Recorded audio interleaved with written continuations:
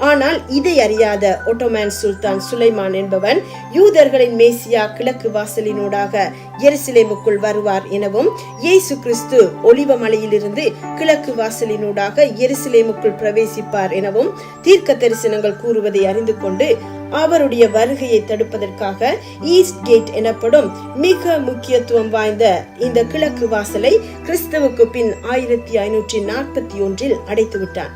இறந்தவர்களின் உடலால் தீட்டுப்பட்டவர்கள் தேவாலயத்துக்குள் பிரவேசிக்க கூடாது என்பதால் இந்த கிழக்கு வாசலுக்கு முன் இஸ்லாமியர்களின் கல்லறையையும் அமைத்தான். மரணத்தை வென்று பாதாளத்தின் திறவுகோலை உடையவராயிருக்கிற இயேசுவை எந்த கல்லறையும் தடுக்க முடியாது. அது மட்டுமல்ல, அந்நாளிலே அவருடைய பாதங்கள் கிழக்கே எருசலேமுக்கு எதிரே இருக்கிற ஒலிவ மலையின் மேல் நிற்கும். அப்பொழுது மகா பெரிய பள்ளத்தாக்கு உண்டாகும்படி ஒலிவ மலை தன் நடுமையத்திலே கிழக்கு மேற்காய் எதிராய் பிளந்து